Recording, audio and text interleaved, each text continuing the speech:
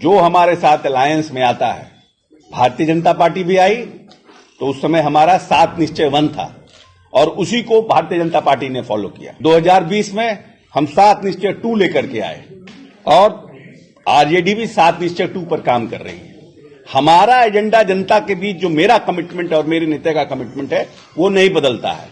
Alliance partner आते हैं और हमारे नेता के कमिटमेंट पर काम करते हैं। अमित शाह जी ने कभी नहीं कहा है कि दरवाजा, वो तो हमेशा बोलते हैं कोई प्रस्ताव आएगा तो क्या, हमारी अपनी पूंजी है, मेरा पूंजी नीतीश कुमार है, हम उनको लेके भी जाएंगे।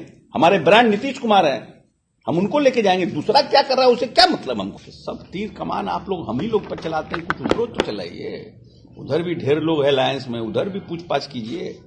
एक तरफा चलाइएगा तो वो तो लगता है कि फिर एजेंडे पर आप लोग हैं। अगर उधर से भी ये सब प्रश्न करिए बीजेपी के स्पोक्स पर्सन से भी जाके कि भाई आप लोगों का कब हो रहा है, देर नहीं हो रहा है, तो लोग कुछ बोलेगा। हम ही लोग से पूछते हैं। लेकिन देरी की बात तो जेडी की तरफ से की जा रही थी। हाँ, हम लोग अभी भी मानते हैं देरी हो गई है, लेकिन काम खराब नहीं हुआ है। काम खराब होगा तो ना नुकसान होगा। जल्द से जल्द सीटों का बंटवारा हो जाना चाहिए, जिससे कि हम फील्ड में जल्द से जल्द उतरें। हम लोगों के जो सीटें हैं वो आइडेंटिफाइड हो जाए, हमारे जो वर्कर हैं वो फील्ड में उतर जाएं, क्योंकि लड़ाई जो है कमजोर लड़ाई नहीं है। जिस तरह से भारतीय जनता पार्टी मंदिर और राम मंदिर को लेकर के जिस तरह से भगवान राम को भी ये लोग छोड़ नहीं रहे हैं, तो उसलिए ऐसी परिस्थिति में हम लोगों को भी अपनी तैयारी पूरी करनी चाहिए। और चुनाव में तो आप जितने सजग और सतर्क रहते हैं और जितना आपका चुनाव लड़ने का जो धारदार पैमाना होता है उतना अच्छा होता है। इसीलिए नेता का आग्रह है कि भाई जल्द से जल्द हो जाए। शाह जी ने क्या कहा? अमित शाह जी ने कहा है कि पुराने सहयोगियों को लेकर अगर कोई प्रस्ताव आता है तो हम लोग विचार करें। हमसे आप पूछिएगा तो क्या कहेंगे? हम भी यही कहेंगे। ये तो बहुत स्क्रिप्टेड बयान है, इसमें नया क्या है?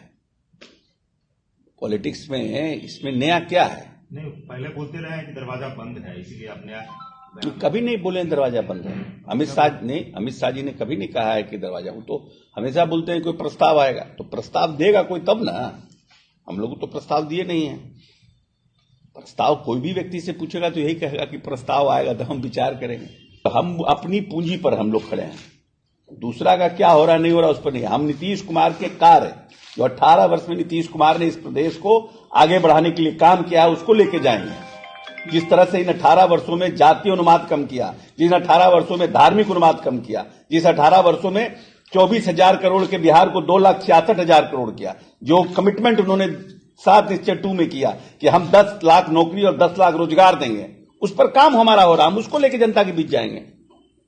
हमारा क्या, हमारी अपनी पूंजी है, मेरा पूंजी नीतीश कुमार है, हम उनको लेके भी जाएंगे। हमारे ब्रांड नीतीश कुमार है, हम उनको लेके जाएंगे। दूसरा क्या कर रहा है उसे क्या मतलब हमको है?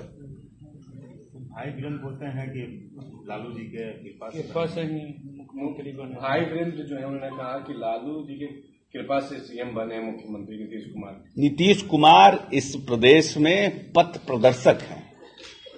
जो हमारे साथ अलायंस में आता है, भारतीय जनता पार्टी भी आई तो उस समय हमारा 7 निश्चय 1 था और उसी को भारतीय जनता पार्टी ने फॉलो किया। 2020 में हम 7 निश्चय 2 लेकर के आए और आरजेडी भी 7 निश्चय 2 पर काम कर रही है। हमारा एजेंडा जनता के बीच जो मेरा कमिटमेंट और मेरे नेता का कमिटमेंट है वो नहीं बदलता है।